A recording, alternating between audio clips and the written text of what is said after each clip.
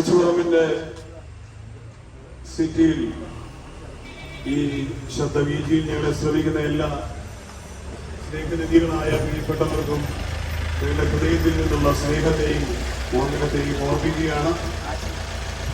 ഏതാനും സെക്കൻഡുകൾ മുമ്പ് അല്ലെങ്കിൽ മിനിറ്റുകൾ മുൻപ് മനോഹരമായ ഒരു ഗാനം നമ്മൾക്കിവിടെ കേൾക്കുവാൻ കഴിഞ്ഞു. ആ മനോഹരമായ ആ ഗാനത്തിന്റെ വരികൾ നിങ്ങളെല്ലാവരും ശ്രമിച്ചു എന്ന് വിശ്വസിക്കുന്നു. ഇപ്രകാരമാണ്: രക്ഷക, നിന്റെ പാപഭാരമെല്ലാം, എന്റെ പാപഭാരമെല്ലാം നീക്കണമേ എന്നുള്ള മനോഹരമായ ഒരു ഗാനം നമുക്ക് ശ്രമിക്കുവാൻ സാധിച്ചു. കേരള പോലീസ് സേനയുടെ കരുത്തുറ്റ നേതൃനിരയിൽ ഒരു ഉദ്യോഗസ്ഥനായിരുന്ന ടോമിൻ തച്ചങ്കരി എന്ന് പറയുന്ന മനുഷ്യൻ താൻ ആത്മപ്രേരണയാൽ രചിക്കപ്പെട്ട മനോഹരമായ ഒരു ഗാനമാണ് നാം ഇവിടെ കേട്ടത്. അതിന്റെ വരികളിലെ ഉദ്ധരണികളിൽ ആരംഭവാക്യത്തിൽ പറയുന്ന ഒരു വാക്കാണ് രക്ഷക, എന്റെ പാപഭാരമെല്ലാം നീക്കണേ എന്നുള്ള മനോഹരമായ ഒരു പദം. ഇന്ന് ആ പദത്തെ ഊന്നിക്കൊണ്ട് അല്പസമയം കൊച്ചുപറമ്പിന്റെ മണ്ണിൽ ഞങ്ങളെ ശ്രമിക്കുന്ന മാന്യരും സ്നേഹസമ്പന്നരുമായ നല്ലവരായ ദേശവാസികളോട് ദൈവത്തിന്റെ മാറ്റമില്ലാത്ത തിരുവചനത്തിൽ നിന്ന് അല്പമായി അത് പങ്കുവയ്ക്കുവാൻ ആഗ്രഹിക്കുകയാണ്. ലോകമെമ്പാടുമുള്ള മാനവകുലം ചോദിക്കുന്ന ഒരു ചോദ്യമുണ്ട്: പാപത്തിന്റെ ഭാരം എങ്ങനെ മാറ്റാം എന്നുള്ളത്. അതിനെ പ്രതിനിധാനം ചെയ്യുന്ന ഒരു പദമാണ് പ്രിയ നമ്മുടെ പോലീസ് ഉദ്യോഗസ്ഥനായിരുന്ന ടോമിൻ തച്ചങ്കരി എഴുതപ്പെട്ട വരിയിൽ ഉന്നയിക്കപ്പെട്ടിരിക്കുന്നത്. രക്ഷക, എന്റെ പാപഭാരമെല്ലാം നീക്കണമേ. ആ ചോദ്യത്തിന് ഒരു ഉത്തരമുണ്ടെങ്കിൽ അത് ലോകത്തിലെ ഏത് ഗ്രന്ഥങ്ങളിൽ നോക്കിയാലും കാണുവാൻ കഴിയത്തില്ല. ഏതെങ്കിലും തത്വജ്ഞാനികളുടെ ചരിത്ര പുസ്തകങ്ങൾ വായിച്ചാലും അത് കാണുവാൻ കഴിയത്തില്ല. അത് ലോകത്തിലെ ഒരു മതത്തിലും അത് നോക്കിയാൽ ആ പാപഭാരം നീക്കണമേ എന്നുള്ള ആ പ്രാർത്ഥനയുടെ വരികൾക്ക് ഒരു ഉത്തരം കാണുവാൻ കഴിയത്തില്ല. എന്നാൽ കൊച്ചുപറമ്പിന്റെ മണ്ണിൽ ഞങ്ങളെ ശ്രമിക്കുന്ന മാന്യ സഹോദരങ്ങളോട് ആധികാരികതയോടെ ആ പദത്തിന്റെ ഉത്തരം എനിക്ക് ഉയർത്തിക്കാട്ടുവാൻ കഴിയും. അതെന്റെ വിശ്വാസ സംഹിതയുടെ ആധാരമായിരിക്കുന്ന വിശുദ്ധ ബൈബിളിൽ പരിശുദ്ധാത്മാവിനാൽ ആലേഖനം ചെയ്തിരിക്കുന്ന മനോഹരമായ ഒരു വാക്യം ഇപ്രകാരം പറയുകയാണ്: അധ്വാനിക്കുന്നവരും ഭാരം ചുമക്കുന്നവരുമായുള്ളവരെ എന്റെ അരികിൽ വാ എന്ന് കർത്താവായ യേശു ക്രിസ്തു പറഞ്ഞ ആ പദം അതെനിക്ക് ആർജവത്തോടെ, ധൈര്യത്തോടെ എന്നെ കേട്ടു നിൽക്കുന്ന പ്രബുദ്ധരായ ദേശത്തോട് തന്റെ ഇടത്തോടെ ഉയർത്തിക്കാട്ടുവാൻ കഴിയും. ലോകൈക നേതാക്കന്മാരിൽ ആർക്കും പറയുവാൻ കഴിയാത്ത അചഞ്ചലമായ ആധികാരികതയുള്ള വാക്കിന്റെ ഉടയവൻ ആരാന്ന് ചോദിച്ചാൽ മാനവകുലത്തിന്റെ സൃഷ്ടാവും രക്ഷിതാവുമായിരിക്കുന്ന കർത്താവായ യേശു ക്രിസ്തു പറഞ്ഞ ആ പദം, അതെ, ഇന്ന് ഞങ്ങളെ ശ്രമിക്കുന്ന മാന്യരായവരുടെ ഹൃദയങ്ങളിലേക്ക് ഞാനൊന്ന് വാരി വിതറുകയാണ്. ഈ പദങ്ങളിലൂടെ പറഞ്ഞു പോകുമ്പോൾ ആ പാപഭാരത്തിന്റെ കനം എത്ര വലുത് എന്ന് നിങ്ങൾക്ക് തിരിച്ചറിയുവാൻ കഴിയും. എന്നെ കേൾക്കുന്ന പ്രിയമുള്ളവരെ, വിശുദ്ധ ബൈബിൾ പറയുന്ന അധ്വാനിക്കുന്നവരും ഭാരം ചുമക്കുന്നവരുമായുള്ളവരെ എന്റെ അരികിലേക്ക് നിങ്ങൾ കടന്നുവാ എന്ന് പറഞ്ഞ ആ പദത്തിന്റെ ആശയം, അതെ, അധ്വാനത്തിന്റെ ഭാരം എന്ന് പറയുന്നത് എന്താണ് എന്നുള്ളത് ഒന്ന് വരച്ചു കാണിച്ച് വളരെ വേഗത്തിൽ ഞാൻ ഈ കൊച്ചുപറമ്പിന്റെ കവലയിലെ പ്രസംഗത്തെ അവസാനിപ്പിക്കും. അതെ, ലോക മനുഷ്യൻ മുഴുവൻ ചുമക്കുന്ന ചുമട് എന്ന് പറഞ്ഞാൽ അത് പാപത്തിന്റെ ഭാരമാണ് എന്നുള്ളതാണ് നമ്മുടെ പാട്ടുകാരന്റെ വരികളിൽ നമുക്ക് മനസ്സിലാക്കുവാൻ കഴിഞ്ഞത്. രക്ഷക, എന്റെ പാപത്തിന്റെ ഭാരം നീക്കണമേ എന്നാണ് വരികളിൽ പറയുന്നത്. അതെ, ഇഹലോകത്തിലെ മനുഷ്യൻ പരിഹരിക്കാൻ പറ്റാതെ ചുമന്നുകൊണ്ടിരിക്കുന്ന ഏകഭാരം എന്ന് പറയുന്നത് പാപത്തിന്റെ ഭാരമാണ്. പ്രിയമുള്ളവരെ, അതെ, നാം ചുമക്കുന്ന ചുമടുകളെ പറ്റിയല്ല വിശുദ്ധ ബൈബിൾ പറയുന്നത്. നിന്റെ അധ്വാനം എന്ന് പറയുന്നത് ഈ പാപത്തിന്റെ പരിഹാരത്തിന് വേണ്ടിയുള്ള നമ്മുടെ പ്രയത്നത്തെ പറ്റിയാണ് വിശുദ്ധ ബൈബിൾ പറയുന്നത്. എന്നെ കേൾക്കുന്ന പ്രിയ സഹോദരങ്ങളെ, ഈ ഭാരം ചുമക്കപ്പെടുന്നവർ ഇന്ന് ഈ കവലയിലും എന്നെ കേൾക്കുന്നുണ്ട് എന്ന് എനിക്കറിയാം. പാപത്തിന്റെ തിക്തഫലങ്ങൾ എന്ന് പറഞ്ഞാൽ നീ നേരിടുന്ന അസമാധാനത്തിന്റെ വിത്തുകൾ, നിന്റെ ജീവിതത്തിന്റെ ദുരിതങ്ങൾ, അതെ, നീ നേരിടുന്ന എല്ലാ കടക്കണികളും, അതെ, ശാപഗ്രസ്തമായ അനുഭവങ്ങൾക്ക് പിന്നിലും വ്യാപരിക്കുന്നത് ഒരു പാപത്തിന്റെ ഭാരം. അത് എനിക്ക് അനിശ്ചയമായി നിങ്ങളോട് പറയുവാൻ കഴിയും പ്രിയമുള്ളവരെ. കാരണം എന്താണെന്ന് ചോദിച്ചാൽ, മനുഷ്യകുലത്തെ ദൈവം നിർമ്മിച്ചത് പാപരഹിതമായിട്ടാണെങ്കിൽ ഇഹലോകത്തിന്റെ പ്രഭുവായ ദൈവത്തോട് ശത്രുത പുലർത്തുന്ന പിശാചിന്റെ കെണികളിൽ പെട്ടുപോയ മനുഷ്യ ജീവിതത്തിലേക്ക് അടിച്ചേർപ്പിക്കപ്പെട്ട നുകമാണ് പാപമെന്ന് പറയുന്ന പാപത്തിന്റെ ഭാരം. ഈ പാപം എങ്ങനെ മനുഷ്യനിൽ കടന്നുകൂടി എന്ന് ഒരു വാക്യത്തിലെങ്കിലും പറഞ്ഞു പോകേണ്ടത് അത്യന്താപേക്ഷിതമാണ് ഈ പ്രഭാഷണത്തിൽ. എന്നെ കേൾക്കുന്ന പ്രിയമുള്ളവരെ, മനുഷ്യ ജീവിതത്തിലേക്ക് പാപം വന്നത് അനുസരണക്കേടിന്റെ ഫലമായിട്ടാണ്. എന്തനുസരണക്കേട് എന്ന് ചോദിച്ചാൽ, അതെ, സൃഷ്ടാവായ ദൈവത്തെ അറിയുവാൻ കഴിഞ്ഞിട്ടും അവനെ അറിയാത്തതുപോലെ നടിച്ചത്, അല്ലെങ്കിൽ അവന്റെ വചനത്തെ അനുസരിക്കാതെ പോയത്, അവനോടുള്ള കൽപ്പനകളുടെ ലംഘനമാണ് പാപം എന്ന് പറയുന്നത്. മനുഷ്യകുലത്തെ ദൈവം നിർമ്മിച്ചത് പാപരഹിതമായിട്ടാണെങ്കിൽ അതെ, ദൈവത്തോടുള്ള അനുസരണക്കേട് മനുഷ്യന്റെ ജീവിതത്തിൽ പാപമായി കടന്നു എന്ന് വിശുദ്ധ ബൈബിളിലെ ഉൽപ്പത്തി പുസ്തകത്തിൽ ആദ്യ മാതാപിതാക്കളായ ആദം ഹവ്വമാരുടെ ചരിത്രത്തിലേക്ക് വിരൽ ചൂണ്ടുന്നത് കാണുവാൻ കഴിയും. പക്ഷേ അതിനെപ്പറ്റി ഞാൻ വർണ്ണിക്കുവാനല്ല, അതിനെപ്പറ്റി ഞാൻ നിങ്ങൾക്ക് വിവർത്തനം ചെയ്യുവാനും സമയമെടുക്കുന്നില്ല. മനുഷ്യകുലത്തിലേക്ക് പാപം കടന്നതിന്റെ ചരിത്രം അനുസരണക്കേടാന്ന് ഒരു പദത്തിൽ പറഞ്ഞുകൊണ്ട് ഞാൻ എന്റെ വാക്കുകൾക്ക് വളരെ വേഗതയിൽ മുൻപോട്ട് പോകുവാൻ ആഗ്രഹിക്കുകയാണ്. ഇന്നും മനുഷ്യൻ നേരിടുന്ന പ്രശ്നം ദൈവത്തെ തള്ളിക്കളഞ്ഞതും ദൈവത്തെ തിരസ്കരിച്ചതും ദൈവത്തിന്റെ കൽപ്പനകളെ അനുസരിക്കാത്തതുമാണ് മനുഷ്യ ജീവിതത്തിലെ പാപവും മനുഷ്യ ജീവിതത്തിന്റെ ശാപത്തിനും മനുഷ്യ ജീവിതത്തിന്റെ തകർച്ചകൾക്കുമെല്ലാം അടിസ്ഥാനപരമായ കാര്യം എന്ന് പറയുന്നത്. ആകയാൽ കൊച്ചുപറമ്പിന്റെ മണ്ണിൽ എന്നെ കേൾക്കുന്ന ആരെങ്കിലും ഈ പാപഭാരം, ഈ ശാപഭാരം, തകർച്ച ചുമക്കുന്ന ആരെങ്കിലും ഉണ്ടെങ്കിൽ നിങ്ങൾക്ക് വിമോചനത്തിന്റെ ഒരു സായാഹ്നമായി ഈ 3.5 മണി നേരം തീരട്ടെ എന്ന് ഹൃദയംഗമായി ആഗ്രഹിക്കുകയാണ്. അതെ, എന്നെ കേൾക്കുന്ന പ്രിയമുള്ളവരെ, യേശു പറഞ്ഞു, അധ്വാനിക്കുന്നവരും ഭാരം ചുമക്കുന്നവരും എന്റെ അരികിൽ വാ. എന്താണ് നിങ്ങൾ ചുമക്കുന്ന ഭാരം എന്ന് ചോദിച്ചാൽ, അതെ, പാപത്തിന്റെ ഭാരം. രക്ഷക, പാപഭാരം നീക്കണമേ എന്ന് ഭക്തകാരൻ പറഞ്ഞ അതേ പാപഭാരം, അതാണ് മനുഷ്യകുലം ചുമക്കുന്ന പാപത്തിന്റെ ഭാരം എന്ന് പറയുന്നത്.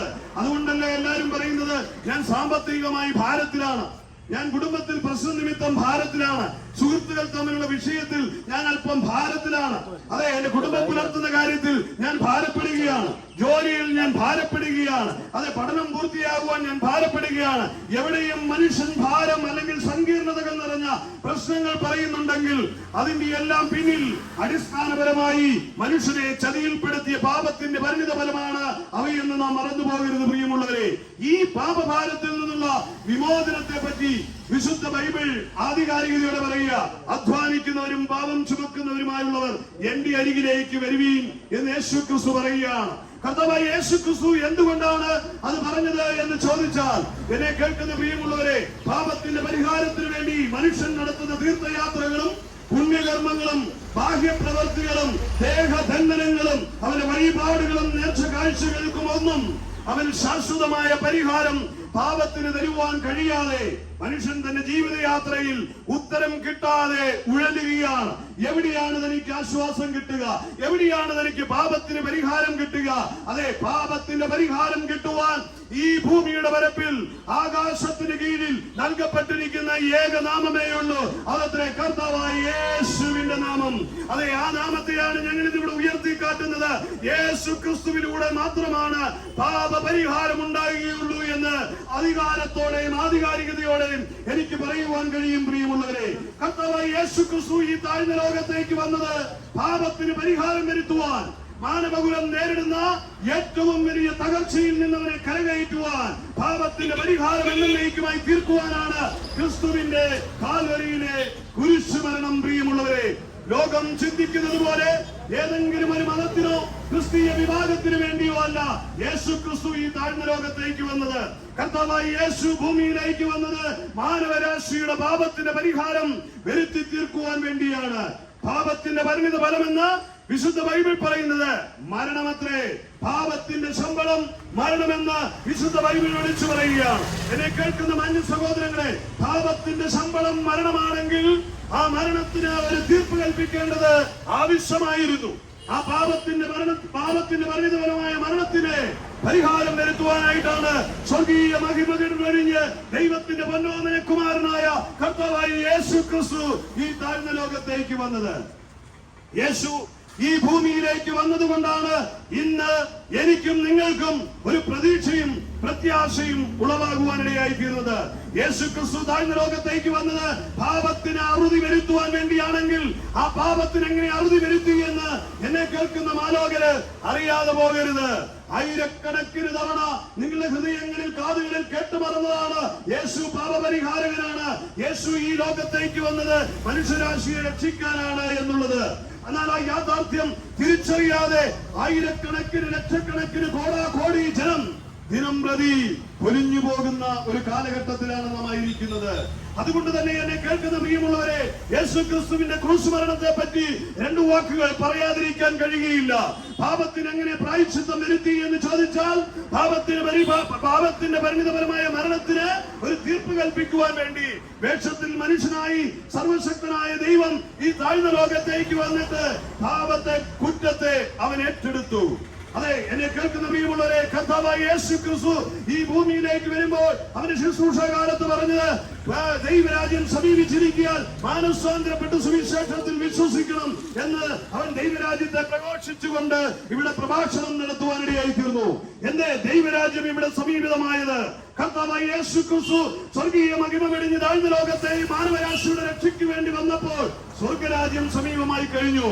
എന്നെ കേൾക്കുന്ന പ്രിയമുള്ളവരെ, ഇനിയും നാം ചെയ്യേണ്ടത് സുവിശേഷമാകുന്ന ക്രിസ്തുവിനെ ഹൃദയത്തിൽ ഏറ്റെടുത്തുകൊണ്ട് മാനസാന്തരമുള്ളവരായി തീർന്ന് ആ പാപപരിഹാര യാഗത്തിൽ വിശ്വസിച്ചുകൊണ്ട് ദൈവരാജ്യത്തിന്റെ അവകാശികളായി തീരുക എന്നുള്ള ലക്ഷ്യമാണ് ആ പ്രസംഗത്തിന്റെ ആരംഭമെങ്കിൽ ഇന്നും ഈ തിരക്കോലിലും മുഴങ്ങിക്കേട്ടുകൊണ്ടിരിക്കുന്നത് അതുതന്നെയാണ് പ്രിയമുള്ളവരെ. പാപപരിഹാര യാഗമായ ക്രിസ്തുവിൽ വിശ്വസിച്ചുകൊണ്ട് മാനസാന്തരപ്പെട്ട് സുവിശേഷത്തിൽ വിശ്വസിച്ച് ദൈവരാജ്യത്തിന്റെ അംശിയായി തീരുക. എന്നെ കേൾക്കുന്ന പ്രിയമുള്ളവരെ, പാപത്തിന്റെ പരിഹാരം വരുത്തുവാൻ വേണ്ടി ക്രിസ്തു ഈ താഴ്ന്ന ലോകത്ത് വന്ന് മാനവകുലത്തിന്റെ മുഴുവൻ പാപത്തെയും ഏറ്റെടുത്തുകൊണ്ട് താൻ കാൽവരിയിൽ പരമയാഗമായി തീരുവാനായി കടന്നുപോയി. യേശു ക്രിസ്തുവിന്റെ മരണം ഒരു യാദർശികമായ സംഭവമല്ല, അത് മനുകുലത്തിന് വേണ്ടിയുള്ളതായിരുന്നു, പാപമോചനത്തിന് വേണ്ടിയുള്ളതായിരുന്നു. അതെ, അതിനെ ഒരു ആക്സിഡന്റ് മരണമായി കാണുവാൻ കഴിയത്തില്ല, അതൊരു കൊലപാതകമായി കാണുവാൻ കഴിയത്തില്ല, അതൊരു ആത്മഹത്യയായി കാണുവാൻ കഴിയത്തില്ല.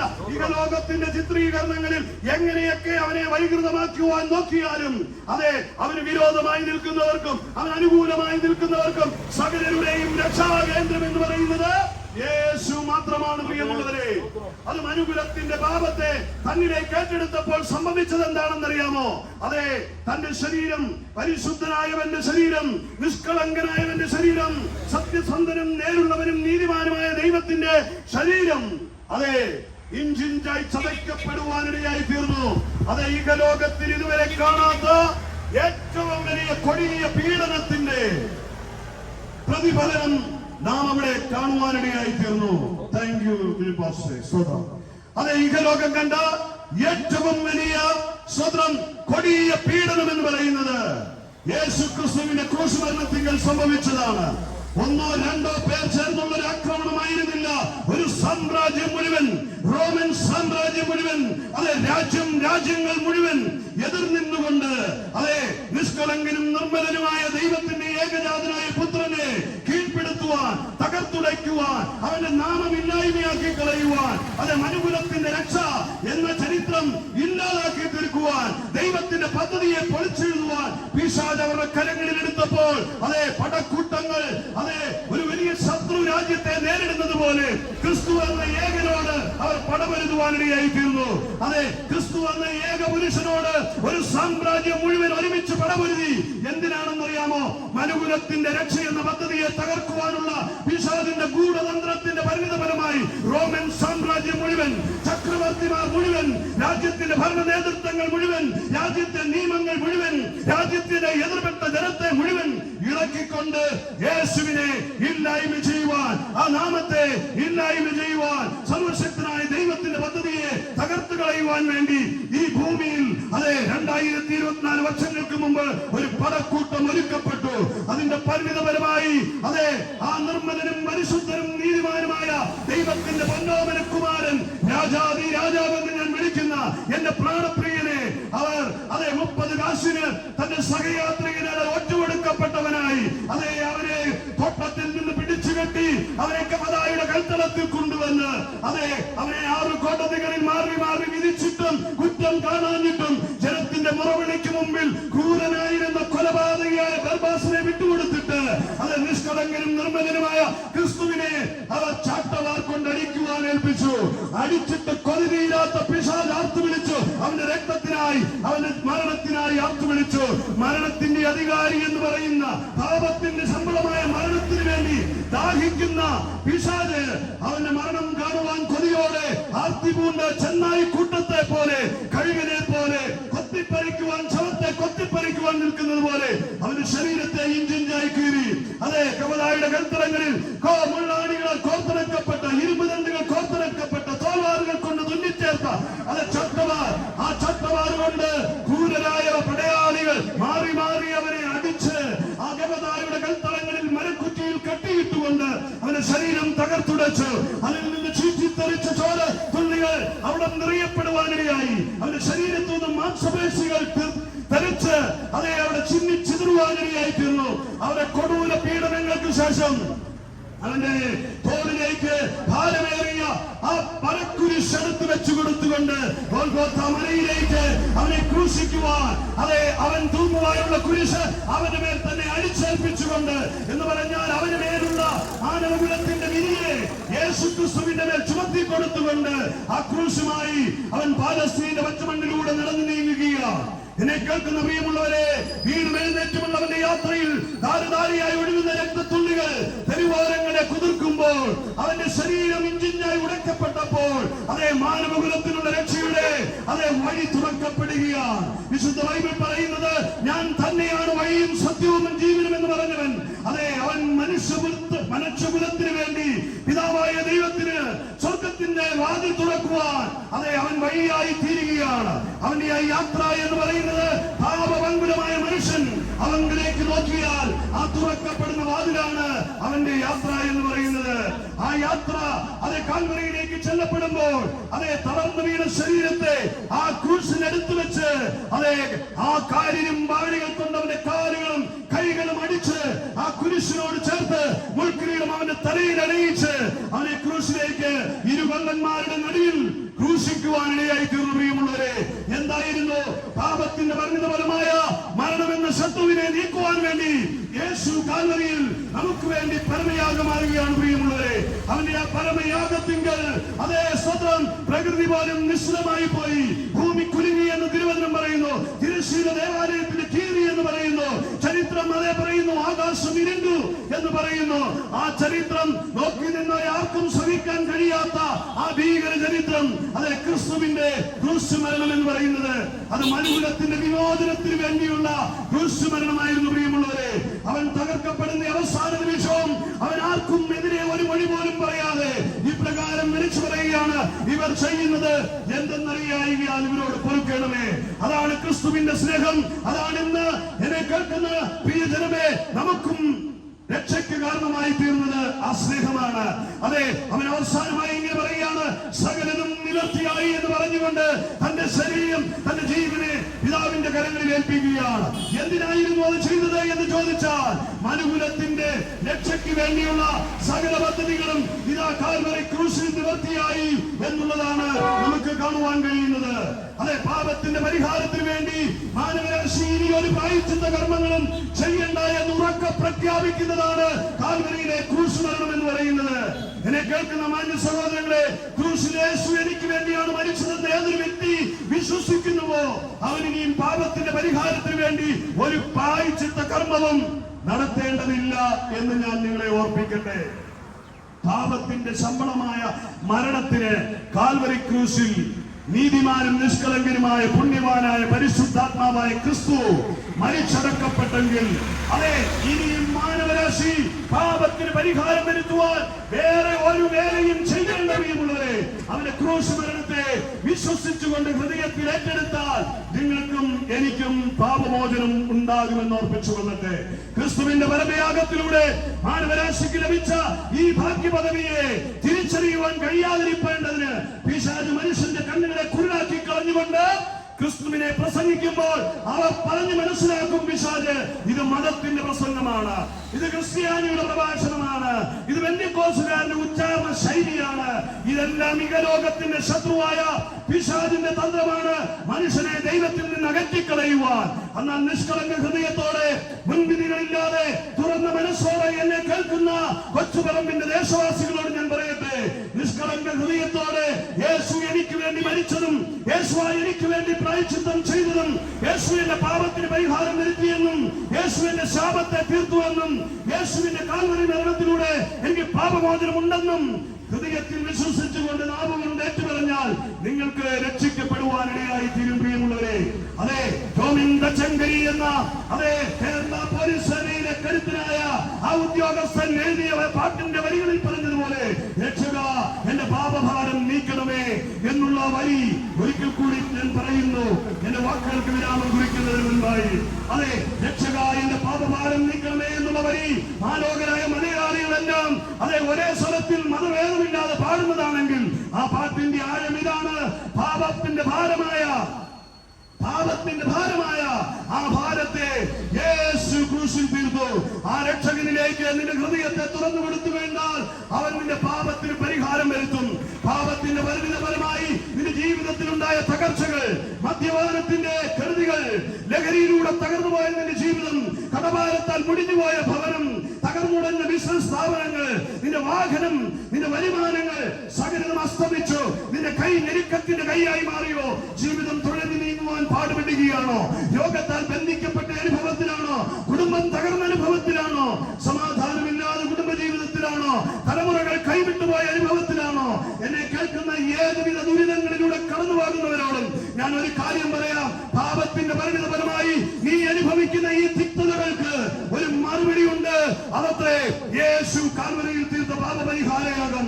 അതിലേക്ക് വിശ്വസിക്കുവാൻ തന്റെ ഇടമുണ്ടെങ്കിൽ മുൻവിധികളില്ലാതെ ഞാൻ ആർജവത്തോടെ പറയും, യേശുവിനെ സ്വീകരിക്കുവാൻ നീ ഹൃദയം തുറന്നാൽ നിന്റെ ഈ ജീവചരിത്രം മാറി നീ ഒരു അനുഗ്രഹപാത്രമായി കൊച്ചുപറമ്പിന്റെ മണ്ണിൽ തല ഉയർത്തി നടക്കും.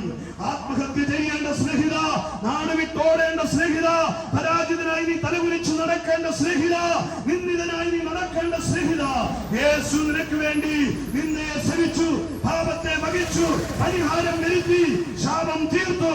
യേശുവിലേക്ക് നോക്കുക. ആ പരമയാഗം യേശു ക്രിസ്തുവിന്റേത് നമുക്കുള്ള സ്വാതന്ത്ര്യത്തിന്റെ പ്രഖ്യാപനമാണ്. മരണത്തിന്റെ അടിമത്തത്തിൽ നിന്നുള്ള മാനവരാശിയുടെ സ്വാതന്ത്ര്യത്തിന്റെ പ്രഖ്യാപനമാണ് യേശു ക്രിസ്തുവിന്റെ ക്രൂശ് മരണം. മരണപര്യന്തം ആ മനുഷ്യനെ ഒരു തകർച്ചയിൽ നിന്ന് കരകയറ്റുവാൻ കഴിയുന്ന സന്ദേശം, അതെ, ക്രിസ്തു യേശുവിന്റെ സന്ദേശം. അതെ, എന്നെ കേൾക്കുന്ന മാന്യമിത്രമേ, പ്രബുദ്ധരായ ദേശവാസികളെ, ആ ക്രിസ്തുവിലേക്ക് നിങ്ങളുടെ ജീവിതം സമർപ്പിക്കുമോ? അവൻ മരിച്ചു, അടക്കപ്പെട്ട് മൂന്നാം നാൾ ഉയർത്തെഴുന്നേറ്റു. യുഗങ്ങൾക്ക് മുമ്പ്, നൂറ്റാണ്ടുകൾക്ക് മുമ്പ് പ്രവാചകന്മാരിലൂടെ പ്രവചന പുസ്തകത്തിൽ പറഞ്ഞ പ്രവചനം പൂർത്തീകരിക്കപ്പെട്ടു. അവൻ മരിച്ചടക്കപ്പെട്ട് ഉയർത്തെഴുന്നേറ്റ് മാനവകുലത്തിന്റെ രക്ഷയുടെ പൂർത്തിയെ വരുത്തിയവൻ. അവൻ പുനരുത്ഥാനം ചെയ്യുന്നാൽ ഈ പ്രകാരം വിളിച്ചുപോയി, ഞാൻ വേഗത്തിൽ മടങ്ങി വരും. അതിലെങ്കിൽ വിശ്വസിക്കുന്നവരെ ചേർത്തുകൊള്ളുവാൻ. എന്നെ കേൾക്കുന്ന മാന്യ സഹോദരങ്ങളെ, ക്രിസ്തുവിന്റെ വരവ് സമാഗതമാണ്, അതിവിദൂരമല്ല. അതേ, ലോകം കാണുവാൻ പോകുന്ന ഏറ്റവും മഹത്തരമേറിയ സംഭവം എന്ന് പറയുന്നത് ക്രിസ്തുവിന്റെ വരവാണ്. ഇഹലോക കണ്ടുപിടുത്തങ്ങളെക്കാൾ, ഇഹലോകത്തിലെ ദുരന്തങ്ങളെക്കാൾ, ഇഹലോകത്തിലെ ആശ്ചര്യ ദീപങ്ങളെക്കാൾ ഏറ്റവും വലിയ മഹാസംഭവം വരാനിരിക്കുന്നത് ക്രിസ്തുവിന്റെ മടങ്ങി വരവാണ്. ആ വരവെങ്കിൽ ചേർത്തുകൊള്ളണമെങ്കിൽ അവന്റെ മരണ പുനരുദ്ധാനം എന്റെ പാപത്തിന് വേണ്ടിയാണെന്ന് തിരിച്ചറിഞ്ഞ് ഏറ്റുപറഞ്ഞ് രക്ഷകനായി സ്വീകരിച്ച് ആത്മരക്ഷയെ പ്രാപിക്കുന്നവർക്ക് ആ കർത്താവിന്റെ വരവെങ്കിൽ ചേർത്തുകൊള്ളുവാനിടയായി തീരും. ഈ സന്ദേശത്തിന് ഞാനിവിടെ വിരാമം കുറിക്കുക. ആ രക്ഷയെ കരസ്ഥമാക്കുവാൻ നിങ്ങൾ ഒരുക്കമുള്ളവരാണ്. നിങ്ങൾ ആഗ്രഹിക്കുന്നുവോ ഈ പാപമോചന രക്ഷ വേണമെന്ന്? എങ്കിൽ ആ ക്രിസ്തുവിലേക്ക് നിങ്ങളുടെ ജീവിതത്തെ സമർപ്പിച്ചു കൊടുക്കാം. കർത്താവ് നിങ്ങളെ ധാരാളമായി അനുഗ്രഹിക്കട്ടെ. ആ രക്ഷയുടെ സ്വന്തമാക്കി തീർത്തുകൊണ്ട് ദൈവരാജ്യത്തിന്റെ അംഗങ്ങളായി തീരുവാൻ ദൈവം നിങ്ങളെ സഹായിക്കട്ടെ. ഈ പട്ടണത്തിനായി ഒരു വാക്ക് പ്രാർത്ഥിച്ച് വാക്കുകൾക്ക് വിരാമം കുറിക്കുകയാണ്.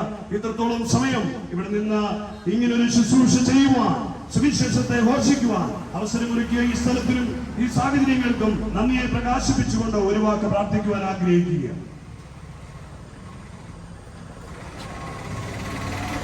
മനുഷ്യരാശിയുടെ പാപമംഗലമായ ജീവിതത്തിന്റെ വീണ്ടെടുപ്പിനായി കേൾക്കപ്പെട്ട ഈ മഹത്തായ സുവിശേഷത്തിന്റെ നല്ല വാക്കുകൾ കോർത്തിണക്കിക്കൊണ്ട് വരുന്നതായ ജീവിതത്തിന് മുമ്പാകെ തകർന്നടിയുവാനല്ല പിന്നെയോ പണിയപ്പെടുന്ന ഒരു ജീവിതമായി ഈ നിലകളിൽ ഈ ദിവസങ്ങളിൽ മാറപ്പെടേണ്ടതിന് പ്രിയമുള്ള സ്നേഹിതരെ, പ്രിയമുള്ള സഹോദരങ്ങളെ, ഈ വൈദ്യകളിൽ നിങ്ങളോട് ഈ നല്ല സുവിശേഷം അറിയിപ്പാൻ ഇടയാക്കിയതിനായി സ്തോത്രം ചെയ്യുന്നു. പ്രത്യേക ഈ ദേശത്തെ ഈ പ്രിയമുള്ളവരെ വഹിച്ചൊരു നിമിഷം പ്രാർത്ഥിപ്പാൻ ആഗ്രഹിക്കുന്നു.